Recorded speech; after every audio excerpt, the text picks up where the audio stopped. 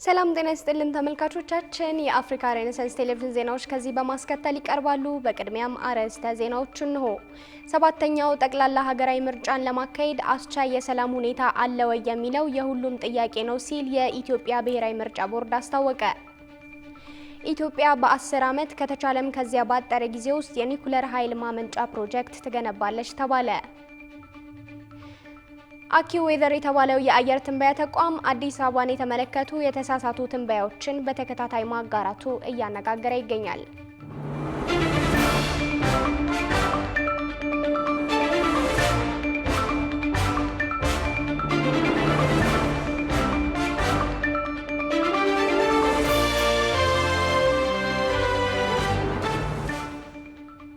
ተመልካቾቻችን በያላችሁበት የዓለም ጥግ ሰላምታችን ይድረስ። ይህ የአፍሪካ ሬኔሳንስ ቴሌቪዥን የዜና ሰዓት ነው። የተመራረጡ ዜናዎቻችንን ወደ እናንተ እናደርሳለን። አብራችሁ እንድትሆኑ የምጋብዛችሁ ጽዮን ላይኩን ነኝ። ወደ ቀዳሚው ዜናችን ስናልፍ ሰባተኛው ጠቅላላ ሀገራዊ ምርጫን ለማካሄድ አስቻይ የሰላም ሁኔታ አለ ወይ የሚለው የሁሉም ጥያቄ ነው ሲል የኢትዮጵያ ብሔራዊ ምርጫ ቦርድ አስታወቀ። ይህ ማለት ግን ምርጫው አይካሄድም ማለት ሳይሆን ቦርዱ ከክልል መንግስታት የጸጥታ መረጃዎችን በመሰብሰብ ከፓርቲዎች፣ ከሲቪል ማህበረሰብ ድርጅቶችና ከመንግስት ጸጥታ አካላት ጋር በየጊዜው በመወያየት ምርጫውን በተቀመጠለት ጊዜ ለማካሄድ እንደሚሰራ በመግለጽ የሰባተኛውን ጠቅላላ ምርጫ ሙሉ የጊዜ ሰሌዳ ለመገናኛ ብዙሃን ይፋ አድርጓል። የቦርዱን መግለጫ የተከታተለው ዘጋቢያችን ቃል ኪዳን ይጥና ተጨማሪ አለው። የኢትዮጵያ ብሔራዊ ምርጫ ቦርድ ለሰባተኛ ጊዜ የሚደረገው ሀገር አቀፍ ምርጫ የድምጽ መስጫው ቀን በመጪው ግንቦት 24 ቀን 2018 ዓ.ም በዕለተ ሰኞ እንደሚካሄድ ይፋ አድርጓል። ቦርዱ የምርጫውን ዝርዝር የጊዜ ሰሌዳ ለመገናኛ ብዙሃን ይፋ ሲያደርግ ከመራጮች ምዝገባ እስከ ቅስቀሳ፣ ከምርጫ ማካሄድ እስከ ውጤት መግለጽ ድረስ ያሉ ዝርዝር መርሃ ግብሮችን በቅደም ተከተላቸው በቀናቸው ያስቀመጠ ሲሆን ሰኔ 3 ቀን 2018 ዓ.ም ይፋዊ የምርጫ ውጤት የሚገለጽበት ዕለት ነው ብሏል። የወራት ዕድሜ ብቻ የቀሩት ምርጫ የመካሄዱ ነገር የምርጫው ባለድርሻ የሆኑ የፖለቲካ ኃይሎችን ለሁለት እየከፈለ ያለ ጉዳይ ሆኖ የሰነበተ ሲሆን በርካታ ተፎካካሪ የፖለቲካ ፓርቲዎች በጉልህ ሲያነሱ የሚደመጡበትን ምርጫ 2018 ለማካሄድ አስቻይ ሁኔታ በአገሪቱ አለመኖሩን በተመለከተ የኢትዮጵያ ብሔራዊ ምርጫ ቦርድ ሰብሳቢ ሜላትወርቅ ኃይሉ ምርጫውን ለማካሄድ አስቻይ የሰላም ሁኔታ አለ ወይ የሚለው የሁሉም ጥያቄ ነው ሲሉ ተናግረዋል። ምርጫን ለማድረግ እንደምታውቁት ሰላም ወሳኝ ነው። ምርጫ መከናወን የሚቻለው በሰላማዊ መንገድ መራጮች ወጥተው መምረጥ መመዝገብ ሲችሉ፣ ምርጫ አስፈጻሚዎች ስራቸውን በሰላም ማከናወን ሲችሉ፣ እቃ ቁሳቁሶች በሰላም ተጓጉዘው ወደ ምርጫ ጣቢያ ወደ ምርጫ ክልል ሲደርሱ ነው።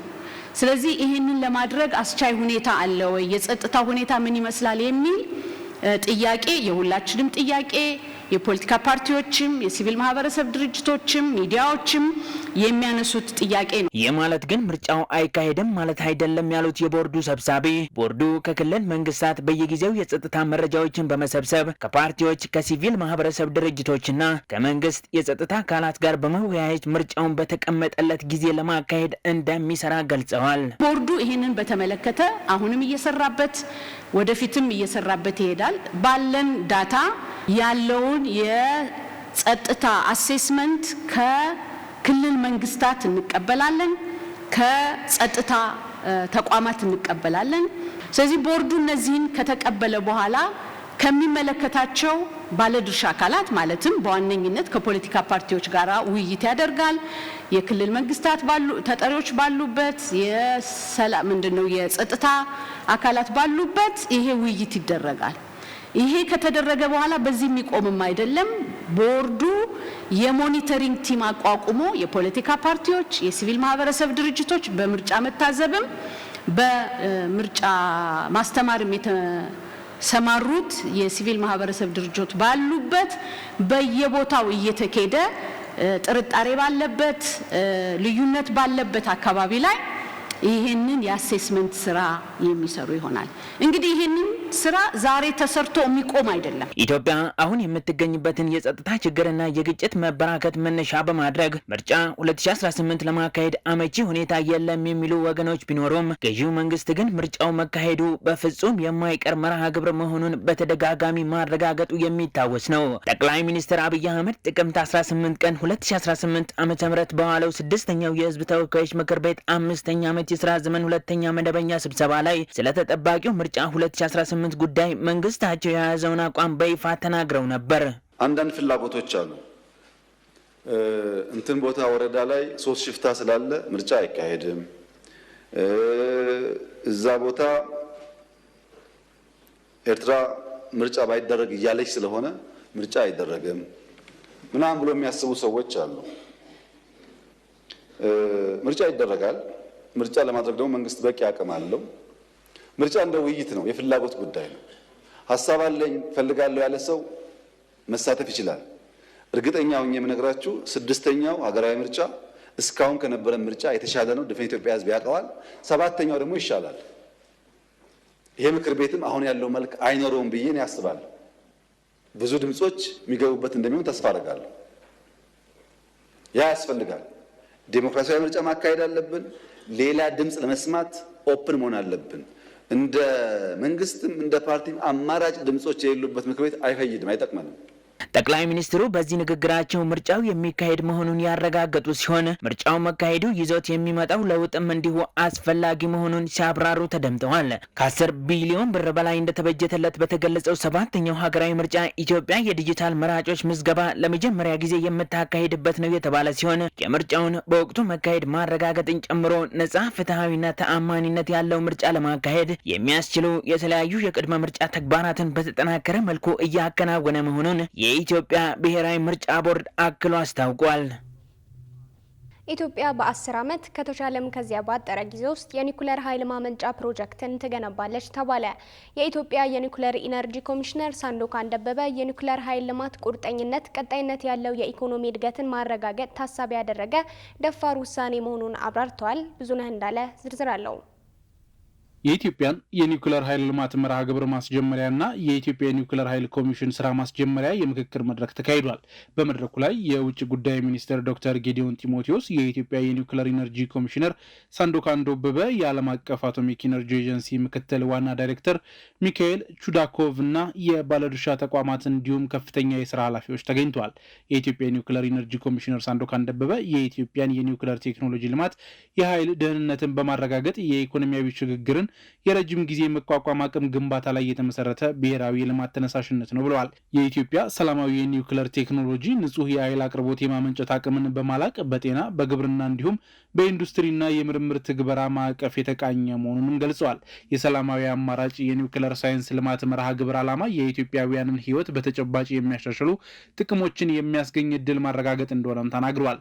የኃይል አቅርቦት የእድገት ሞተር ነው ያሉት ኮሚሽነሩ የሰላማዊ አማራጭ አስተማማኝ የኒውክሌር ኃይል ልማት መርሃ ግብር የኢትዮጵያን እድገት ጥራትና ፍጥነት ይቀርጻል ብለዋል።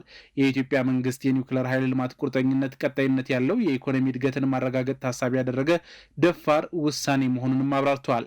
በዚሁ መድረክ የውጭ ጉዳይ ሚኒስትር ዶክተር ጌዲዮን ጢሞቴዎስ ባስተላለፉት መልእክት የኢትዮጵያ ሰላማዊ የኒውክሌር ልማት መርሃ ግብር ከዓለም አቀፉ የአቶሚክ ኢነርጂ ኤጀንሲ ማዕቀፎች ጋር በማጣጣም የሚተገበር መሆኑን ገልጸዋል።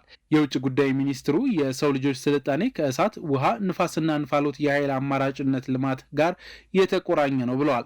የኃይል አቅርቦት የቴክኖሎጂ ግኝቶችን ከኢኮኖሚ ልማት ጋር የተቆራኘ አስተማማኝና ተመጣጣኝ የማህበረሰብ እድገት ለመፍጠር አቅም እንዳላቸው የገለጹ ሲሆን ኢትዮጵያን በሰው ሰራሽ አስተውሎትና ቴክኖሎጂ ልማት በአዲስና አስፈላጊ የኢንዱስትሪ አብዮት ጉዞ ላይ እንደምትገኝ ተናግረዋል።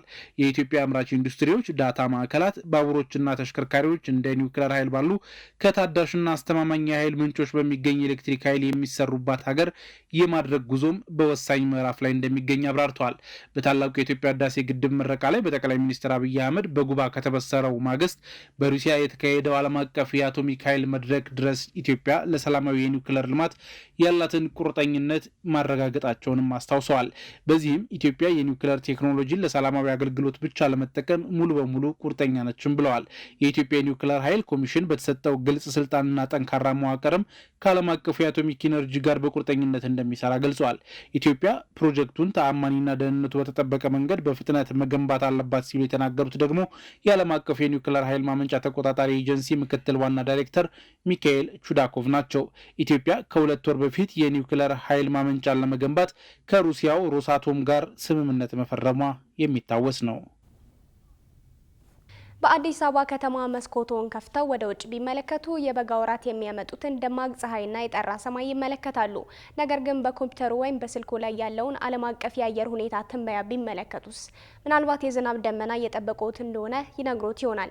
በዓለም አቀፍ ደረጃ የሚሰራጨው ይህ የተሳሳተ የዲጂታል መረጃ ፀሐያማዋን መዲናችንን በጭጋግ የተዋጠች አድርጎ እያሳየ ይገኛል። ጉዳዩ በቱሪዝምና በከተማዋ ገጽታ ላይ ስለሚፈጥረው ተጽዕኖ እንዲሁም የመንግስት ባለስልጣናት ስለ ሁኔታ የሰጡትን ምላሽ ይዘንላችሁ ቀርበናል። ላለፉት በርካታ ሳምንታት የአዲስ አበባ ነዋሪዎች በጠራ ሰማይና በደማቅ ፀሐይ የሚታወቀውንና የመዲናዋ መለያ የሆነውን የበጋ ወቅት እያጣጣሙት ይገኛሉ። ሆኖም ግን ከተማዋን ከውጭ ሀገራት በኮምፒውተር ስክሪኖቻቸው ላይ ለሚመለከቱ በሚሊዮን ለሚቆጠሩ ሰዎች አዲስ አበባ የጭጋግና የጨለማ ድባብ ውስጥ ያለች ተደርጋ ተገልጻለች። በጣቢያችን አፍሪካን ሬኔሳንስ ቴሌቪዥን የተደረገው መልከታም በኢትዮጵያ ዋና ከተማ ባለው ትክክለኛ የአየር ሁኔታና በዓለም አቀፍ ደረጃ በማይክሮሶፍት ዊንዶውስ ኦፕሬቲንግ ሲስተም እንደ መደበኛ የአየር ሁኔታ ትንበያ መረጃ አቀባይ ተደርጎ በሚጫነው አኪዌዘር በሚሰራጨው መረጃ መካከል አሳሳቢና ተከታታይ ልዩነት መኖሩን ማረጋገጥ ችሏል። ከመስከረም አጋማሽ ጀምሮ በአዲስ አበባ ሰማይ ላይ ያለው እውነታ በአመዛኛው ፀሐያማ ቢሆንም በዓለም ዙሪያ በሚገኙ በሚሊዮኖች በሚቆጠሩ ኮምፒውተሮች ላይ የሚገኘው ዲጂታል መተግበሪያ ግን በተደጋጋሚ የደመና የዝናብና የጨለማ ምልክቶችን ሲያሳይ ቆይቷል። በፈረንጆቹ ታህሳስ 2ና ታህሳስ 6ን ጨምሮ በልዩ ቀናት ከተማዋ በደማቅ ፀሐይ የተሞሸረች በነበረበት ወቅት የአኪዌዘር ትንበያዎች ግን ከባድ የደመና ሽፋንና የዝናብ ምልክቶችን ሲያሳዩ ቆይተዋል። በጉዳዩ ላይ ምን እንደሚሰማቸው የጠየቅናቸው አንዳንድ የመዲናችን ነዋሪዎች የተለያየ ግምታቸውን የነገሩን ሲሆን አንድ አስተያየት ሰጪ ያሉት ነገር ግን ፈገግ ቢያሰኝም እውነታ የማያጣ ሊሆን ይችላል።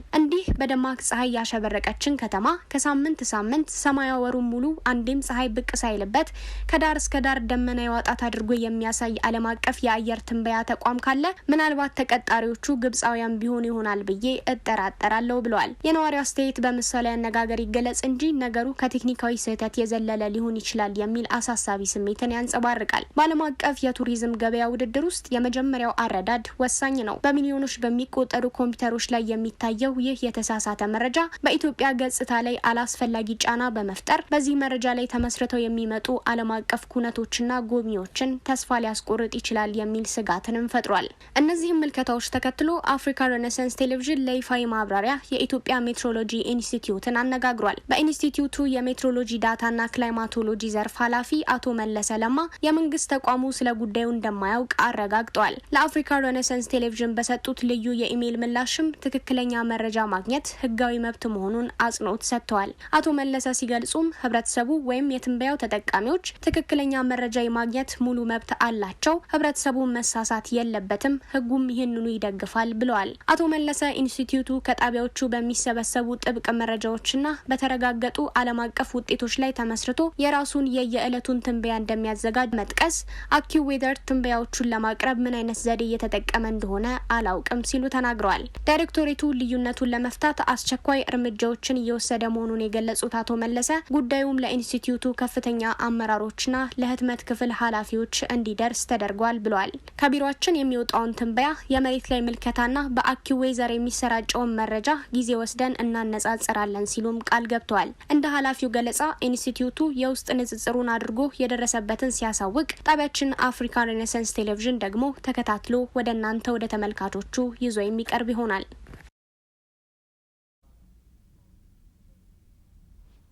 በሲዳማ ክልል ከሚታረሰው መሬት ውስጥ 62 በመቶ የሚሆነው አሲዳማ እንደሆነ ተገለጸ። ይህ የተገለጸው ከሰሞኑ የክልሉ ግብርና ቢሮ ከኦሲፒ ኢትዮጵያ ጋር በመሆን አሲዳማ መሬትን ኦሲ ማሳ ውህድ ማዳበሪያን በመጠቀም የተሰራው ሙከራ ሰርቶ ማሳያ ጉብኝት በተደረገበት ወቅት ነው። ሪፖርተራችን ሷሊ መሐመድ ዝርዝሩን ይነግሯቸዋል።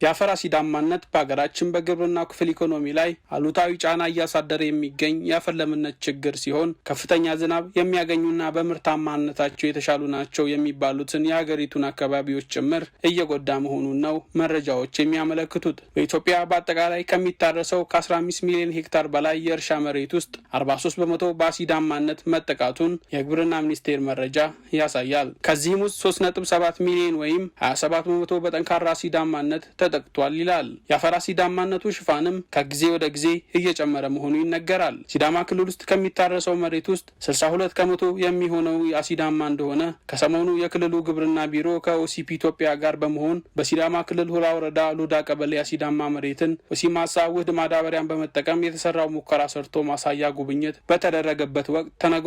ከዚሁ ጋር በተያያዘ ይህን አሲዳማ መሬት ወደ ምርታማነት ለመቀየር ኦሲፒ ኢትዮጵያ ኦሲማሳ የተባለ በንጥረ ነገር የበለጸገና አሲዳማነትን የሚያክም ማዳበሪያ ለአርሶ አደሩ ማቅረቡን ገልጿል። ማዳበሪያው በጥናት እንዲሁም በዋና ዋና ሰብሎች ላይ ሰፊ ምርምር ከተደረገ በኋላ መመረት መጀመሩንና ለአርሶ አደሩ መድረስ እንደጀመረ በሐዋሳ ግብርና ምርምር ማዕከል የአፈር ለምነት ተመራማሪ ሙሉጌታ ሀብቴ ገልጸዋል። በአገር አቀፍ ደረጃ በአጠቃላይ ሰፊ ምርምር ተሰርቷል። በዋና ዋና ሰብሎች ማለት ነው። በስንዴ፣ በጤፍ፣ በበቆሎና በገብስ። ስለዚህ ያንን ከሰራም በኋላ መረጃዎቹ በሙሉ ተሰብስበው በአገር አቀፍ ደረጃ ውጤታቸው በደንብ ተገምግሞ ታይቶ ኦሲማሳ የሚባለው ማዳበሪያ የፎስፈረስና የካልሲየም ውህድ የሆነ ማዳበሪያ ነው። ሌሎች ማዳበሪያዎችን ተጠቅመን ኖራንና ሌሎች ማዳበሪያዎችን ተጠቅመን ከምንሰራው ጋር ሲነጻጸር የተሻለ ወይም ደግሞ ተወዳዳሪ ሆኖ ስላገኘ ነው በቀጥታ ወደ ማስፋት ተሄደ። ከዛ በኋላ ከማስፋት በኋላ ማዳበሪያውን ለአሲዳማ አካባቢዎች በሚሆን መልኩ ለስንዴ ለብቻው፣ ለጤፍ፣ ለገብስ፣ ለበቆሎ እየተባለ ተዘጋጀ። አሁን በአገር አቀፍ ደረጃ ማምረት ተጀምሯል። ኦሲፒ ኢትዮጵያ ያመረተው ኦሲማሳ ለሀገርም ለክልልም ትልቅ ግብዓት መሆን የሚችል እንዲሁም ጥቅሙ የጎላ እንደሆነና ምርቱን በሁሉም የሀገሪቱ ክፍል ተደራሽ ለማድረግ ከሚመለከተው አካል ጋር በቅንጅት እየሰሩ እንደሆነ የሲዳማ ግብርና ምርምር ኢንስቲትዩት ዳይሬክተር ዘሪሁን የማታው ይናገራሉ። ኢትዮጵያ ያመጣው ይሄ የኦሲማሳ ማዳበሪያ ትልቅ ግብዓት ነው፣ እንደ ሀገርም እንደ ክልልም። እንደ ሀገርም ስታየው ባህር ዳር ላይ ባለፈው አመት ሰርቷል። እኛ ክልል ላይ ባለፈው አመት ስንዴ ላይ ሰርቷል እንደዚሁ እና አሁን እየሰፋ ነው ያለው። አሁን ይሄንን ምንድነው ትልቁ መሆን ያለበት አቅርቦቱ እንዴት ይመጣል ነው የአርሶ አደሩ ጥያቄ። ዋጋውና አቅርቦቱ እንዴት ነው? ይሄንንስ እንዴት እንዳገኛለን? ይሄን መመለስ ከተቻለ ይሄ ፖሊሲ ኢሹ ነው። ስለዚህ ይሄን መመለስ ከተቻለ እኔ ትልቅ ስራ ነውና ለአርሶ አደሩም ትልቅ እፎይታ የሚሰጥ ይመስለኛል። ይሄንን ነው እንግዲህ ማለት የሚቻለው። ስለዚህ ክለስተር ቤዞችን አፕሮቾችን እያዳበርክ መሄድ ነው ያለብን ተደራሽ ለማድረግ። አሁን እዚህ ወረዳ ብቻ ሳይሆን ሌላ ወረዳ ላይ እየሰራን ነው። ስለዚህ በዚሁ ተደራሽ እያደረግህ ትሄዳለህ፣ እያስተዋወቅም ትሄዳለህ ማለት ነው ማሳቸውን። በአካባቢው የሚገኙ አርሶ አደሮች ማዳበሪያውን ከተጠቀሙ በኋላ ምርታቸው ላይ ለውጥ እያገኙ እንደሆነ ገልጸዋል። ከዚህ በፊት ተጠቅመን አናቅም። አሁን አላማችን ያለው ኦሲማሳ ላይ ነኝ። ስንዴ ከዚህ በፊት ተጠቅመን እየሰራን ያለ ነው፣ ውጤታማ አንሆንም። አሁን ግን ኦሲማሳ ሲመጣ በጣም ውጤት ያለን። ከዚህ በፊት ዳፕ የሚባል ማዳበሪያ ነው የምንጠቅመው። አሁን ግን ይሄ ኦሲማሳ የሚባል ማዳበሪያ ከመጣ ወዲህ በጣም ብዙ ለውጥ ነው እናየው። ከዚህ በፊት እንደዚህ በመስመራ ነው የምንሰራው። ከሰራን በኋላ የቀበሌ ባለሙያዎች ሁሉ ያመጡም ዝም ብሎ እንደዛ ስሩ ብሎ ብቻ ይሄዳሉ። አሁን ግን የኦሲማሳ ማዳበሪያ ያመጡት ድርጅቶች የአርሶ አደሮች ጋር ከኛ ጋር ሆኖ አብሮ ለመስራት እንደዚህ ነው የሚሰራው፣ እንደዚህ አይነት ነው የሚሰሩት ብሎ እነሱ የሰጡትን ምክር ወስደን አብሮ ሰርተን ከዚህ በፊት የመድኃኒት እጥረት አንዳንድ በሽታ ተጋላጭ ሆናል። ስንዴ ማለት ነው። ተጋላጭ ከሆነ በኋላ መድኃኒት ያስፈልጋል። እንደዚህ መድኃኒት አያገኙም።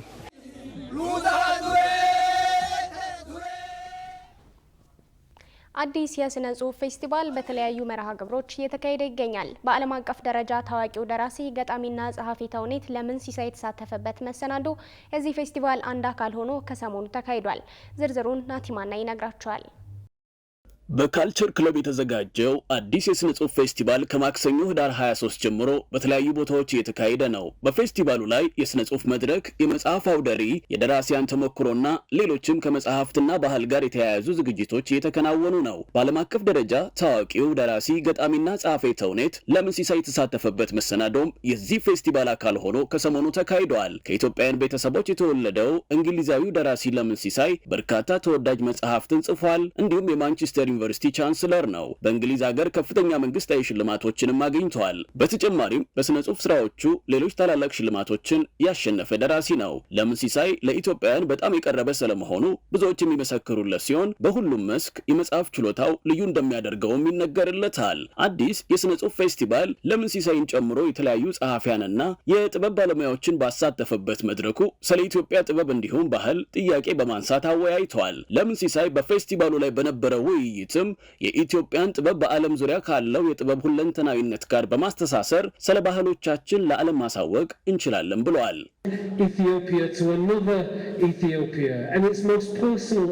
የኢትዮጵያን ጥበብ በማንሳት ስነ ጥበብን እንዲሁም ሰብአዊነትን በዓለም ዙሪያ ስላለው የጥበብ ሁለንተናዊነት በመናገር ባህሎቻችንን ማስተሳሰር እንችላለን። በተጨማሪም ለምን ሲሳይ ሰዎችን በባህል ከማስተሳሰር አንጻር ቋንቋ ትልቅ ሚና እንደሚጫወትም በመድረኩ ላይ ተናግረዋል። በተለየ የተለያዩ ቋንቋዎችን ማድመጥ አለብን። ይህ ባህልን የማስተሳሰር ተግባር ነው። ሌሎች ቋንቋቸውን ሲናገሩ መስማትና እነሱን መውደድ መቻል አለብን። የሚነገረኝን ቋንቋ በደንብ ሳይገባኝ ነው በቋንቋው ፍቅር የተሳብኩት እንዲሁም ወደዚህ ባህል የመጣሁት። ይህ ደግሞ የጠንካራ ትስስር አካል ሊሆን ይችላል። በዚህ ዝግጅት ላይ ተሳታፊ የነበሩት የአርትስ ዋና ስራ አስፈጻሚ አቶ ዳንኤል በላይነ በበኩላቸው ትውልዱ መጽሐፍና ንባብ ላይ እንዲወያይ እንዲሁም የመጽሐፍ ሂስ ላይ በግልና በተቋም ደረጃ የተለያዩ ስራዎች እንደተሰሩ የገለጹ ሲሆን እሳቸው የሚመሩት አርትስም ንባብን፣ መጽሐፍትን የሚያበረታታ ታዋቂ መገናኛ ብዙሃን ተቋም እንደሆነም ገልጸዋል። አርትስ ንባብን፣ መጽሐፍትንና ሙግትን የሚያበረታታ የሚዲያ ተቋም ነው። በግልም የመጽሐፍ ግምገማዎችን ለማድረግ ሞክሬያለሁ። በተለያየ መንገድ ነው ትውልዱ ስለ መጽሐፍና ንባብ እንዲሁም ስለ ባህል እንዲወያይ ማድረግ የምንችለው። በተጨማሪም ሌሎችም ተሳታፊዎች በመድረኩ ላይ ሀሳባቸውን አጋርተዋል። ህዳር 23 የጀመረው ፌስቲቫሉ እስከ ታህሳስ 5 2018 ዓ.ም ድረስ እንደሚቆይም አዘጋጆቹ አስታውቀዋል። ክቡራትና ክቡራን ተመልካቾቻችን አሁንም የአፍሪካ ሬኔሳንስ ቴሌቪዥን ዜናዎች እንደቀጠሉ ናቸው። ወደ ቀጣዮቹ ጉዳዮቻችን ከመሻገራችን በፊት ይፋዊ የማህበራዊ ገጾቻችንን ልናስታውሳችሁ ወደድን። በቴሌቪዥን ስርጭት ያለፏችሁን ፕሮግራሞቻችንን ከ1.8 ሚሊዮን በላይ ሰብስክራይበሮች ባሉት አርትስ ቲቪ ወርልድ ዩቲዩብ ገጻችን በኩል ተከታተሉ ትችላላችሁ። በተጨማሪም በርካታ ተከታዮችን ባፈራንባቸው በፌስቡክ፣ በቀድሞ ትዊተርና በአሁኑ ኤክስ እንዲሁም በቲክቶክና ኢንስታግራም ገጾቻችን በኩል ቤተሰብ መሆን ትችላላችሁ። ከቆይታ በኋላ በ15ኛ ሳምንት የእንግሊዝ ፕሪሚየር ሊግ ጨዋታ ከሜዳው ውጪ ወልቭስን የገጠመው ማንቸስተር ዩናይትድ አሸንፎ ደረጃውን ማሻሻሉን ጨምሮ የተመራረጡ ስፖርታዊ መረጃዎችን ወደ እናንተ እናደርሳለን። ይጠብቁን። ገዳ ባንክ 1000 የሚጠጉ የዶሮ ጫጩቶችን በዝቅተኛ የኑሮ ደረጃ ላይ ለሚገኙ ነዋሪዎችና ለአቅመ ደካሞች መለገሱን አስታወቀ። ገዳ ባንክ ከግማሽ ሚሊዮን ብር በላይ በጀት መድቦ በቂርቆስ ክፍለ ከተማ ወረዳ 03 በዝቅተኛ የኑሮ ደረጃ ላይ ለሚገኙ ነዋሪዎች የዶሮ እርባታ እንዲጀምሩ ለማስቻል ለ100 ሰዎች የዶሮዎች ድጋፍ ማድረጉን አስታውቋል። የገዳ ባንክ ፕሬዝዳንት አቶ ወልዴ ቡልቶ ገዳ ባንክ በክፍለ ከተማው ከዚህ ቀደምም በ10 ሚሊዮን ብር ወጪ የክህሎት ማዳበሪያ ማዕከል ማስገንባቱና ለአካባቢው ነዋሪዎች ጥቅም እየሰጠ እንዳለ አንስተው አሁን ደግሞ አቅመ ደካሞች ራሳቸውን የሚያስተዳድሩበትን ሁኔታ ለመፍጠር የዶሮ እርባታ ስራ ማስጀመራቸውን ገልጸዋል። ገዳ ባንክ ከተመሰረተ 3 ዓመታትን ማስቆጠሩን የገለጹት የባንኩ ምክትል ፕሬዝዳንት መቅደስ በቀለ በበኩላቸው ባንኩ በተመሰረተ በ6 ወር ጊዜ ውስጥ ብቻ ወደ ትርፍ መምጣቱን ከዚያም በኋላ ከፍተኛ እድገት እያስመዘገበ መሆኑንና በአሁኑ ወቅት የሼር ሆልደሮቹን ብዛት ከ32000 በላይ ማድረሱን አስታውቀዋል። በማዕከላዊ ናይጄሪያ በሚገኝ የካቶሊክ ትምህርት ቤት ታግተው የነበሩ 100 የሚሆኑ ህጻናት መለቀቃቸው ተሰማ። ባለፈው ወር በናይጄሪያ ማንነታቸው ባልታወቁ ዘራፊዎች የታገቱት ተማሪዎች ወደ ቤተሰቦቻቸው ሊመለሱ መሆኑ ተሰምቷል። ጌታውን አበበ ተጨማሪ አለው። ባለፈው ወር በማዕከላዊ ናይጄሪያ ከሚገኘው የካቶሊክ ትምህርት ቤት ታግተው የነበሩ 100 የሚሆኑ ህጻናት መለቀቃቸው ተገልጿል። ተማሪዎቹ ከተለቀቁ በኋላ በወታደራዊ መኪናና መሳሪያ በታጠቀ ተሽከርካሪ ታጅበው በኒጀር ግዛት መዲና በሆነችው ሚና የደረሱ ሲሆን የግዛቱ አስተዳዳሪ ኦመር ባጎ ተቀብሏቸዋል ተብሏል። ህጻናቱ በድርድር ይሁን በኃይል ስለመለቀቃቸው እንዲሁም የማስለቀቂያ ገንዘብ ተከፍሎ እንደሆነ ጭምር የተለቀቁበት ዝርዝር ሁኔታ ግልጽ ባይሆንም በቅርቡ በተፈጸመው የጅምላ ጠለፋ ከ250 በላይ ተማሪዎችና 12 ሰራተኞች ፓፒሪ ከሚገኘው ቅድስተ ማርያም ካቶሊክ ትምህርት ቤት ታግተው የተወሰዱት ባለፈው ወር እንደነበር ተመላክቷል። ከእገታ የተለቀቁት ተማሪዎች አሁን ላይ ከቤተሰቦቻቸው ጋር ወደሚገናኙበት ከሀገሪቷ መዲና 300 ኪሎ ሜትር ርቀት ላይ ወደሚገኘው ትምህርት ቤት እንደሚወሰዱ ቢቢሲ አስነብቧል። ድርጊቱ የተፈጸመበት ግዛት ጎረቤት የሆነችው ናሳራዋ ግዛት አስተዳዳሪ የሆኑት አብዱላሂ ሱሌ ተማሪዎቹ እንዲለቀቁ የፌዴራል መንግስት ቁልፍ ሚና መጫወቱን ለሀገር ውስጥ መገናኛ ብዙሃን የተናገሩ ሲሆን ይሁን እንጂ ተማሪዎቹን ለማስለቀቅ ከጀርባ የተደረገው ጥረት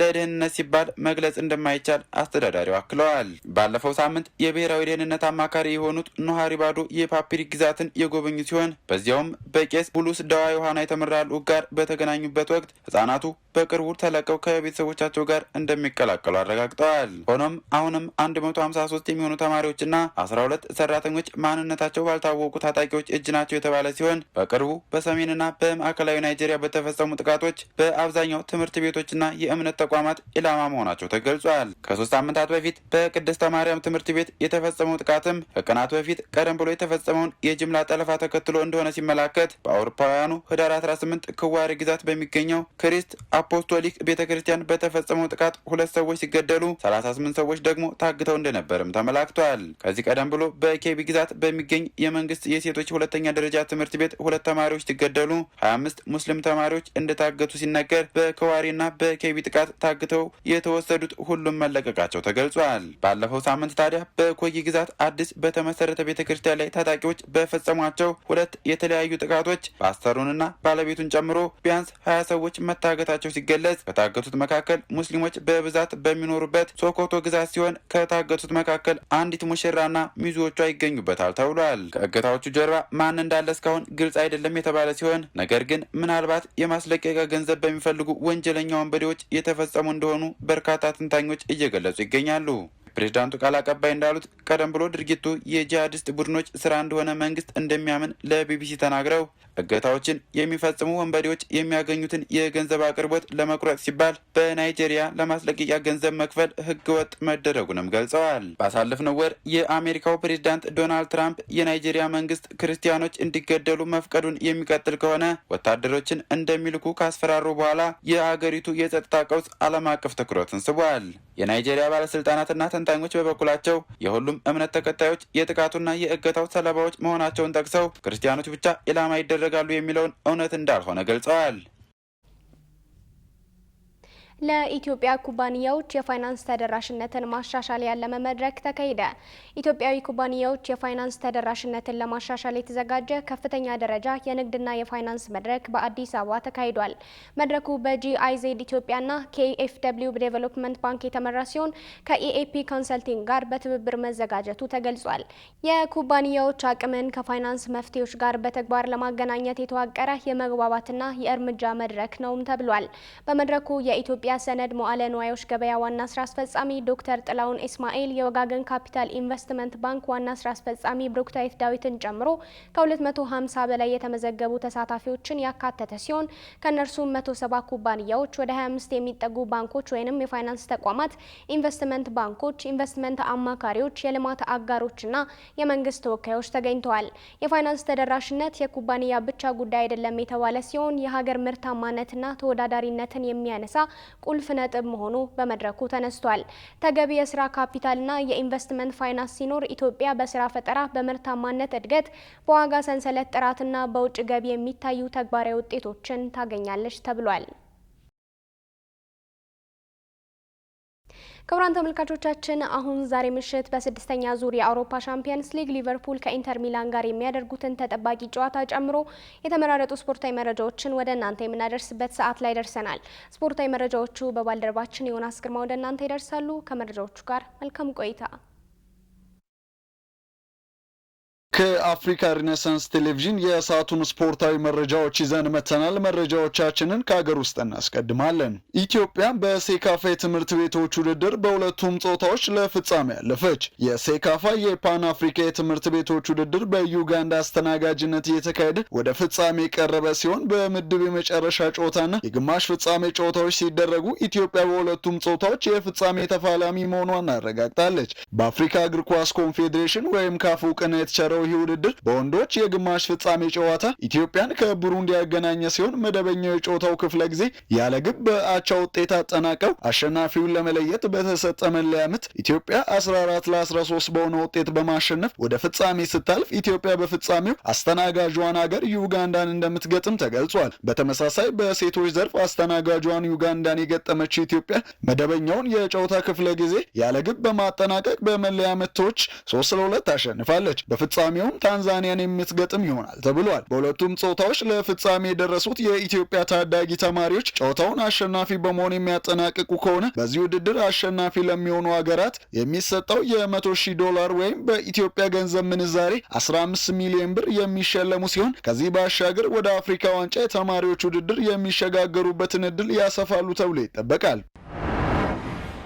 ማንቸስተር ዩናይትድ ወልቭስን 4-1 በሆነ ውጤት አሸነፈ። በ15ኛ ሳምንት የእንግሊዝ ፕሪሚየር ሊግ ከሜዳ ውጪ ከወልቭስ ጋር የተጫወተው ማንቸስተር ዩናይትድ ወደ 6ኛ ደረጃ ከፍ ያለበትን ውጤት አስመዝግቧል። በሞኔሌክስ ስታዲየም በተደረገው ጨዋታ ብሩኖ ፈርናንዴዝ በጨዋታና በፍጹም ቅጣት ምት 2 ግቦችን ሲያስቆጥር ብሪያን ሞቤሞ እና ሜሰን ማውንት ቀሪዎችን ግቦች ለማንቸስተር ዩናይትድ አስቆጥረዋል። በውድድር ዓመቱ 7ኛ ድሉን ያስመዘገበው ማንቸስተር ዩናይትድ በ25 ነጥብ ደረጃውን ያሻሻለ ሲሆን እስካሁን ባለው ውጤት ከሊጉ መሪ አርሴናል በ8 ነጥቦች ብቻ በመራቅ በሊጉ ከቀዳሚዎቹ 6 ቡድኖች መካከል መካት ችሏል። በሊጉ ታሪክ ደካማ የሚባለውን ጉዞ እያደረገ ለሚገኘው ወልቭስ ከሽንፈት ያልታደገችውን ብቸኛ ግብ ጃን ቤልግሬድ አስቆጥሯል። አንድም ጨዋታ እስካሁን በሊጉ ማሸነፍ ያልቻለው ወልቭስ ከ495 ቀናት በኋላ ግብ ያስቆጥርም በቀይ ሰይጣናቱ በሜዳው ሽንፈት ለመቅመስ ተገዷል። ካደረጋቸው 15 የሊግ ጨዋታዎች በ13ቱ የተሸነፈው ወልቭስ በ2 ነጥብ ብቻ የሊጉ ግርጌ ላይ የተቀመጠ ሲሆን በቀጣይ የሊጉ መርሃ ግብር የሰሜን ለንደኑን አርሴናልን የሚገጥም ይሆናል። በሊጉ ወጥ አቋም ለማሳየት የተቸገሩት የሩበን አሞሪም ልጆች ድሉን ተከትሎ በ25 ነጥብ በቼልሲ በግብ ክፍያ ተበልጠው 6ኛ ደረጃ ላይ የተቀመጡ ሲሆን አሁንም ወደ መሪዎች በነጥብ ለመጠጋት የሚያደርጉትን እንቅስቃሴ ለማጠናከር በ16ኛ ሳምንት በዕለተ ሰኞ በርንማውዝን የሚገጥሙ ይሆናል።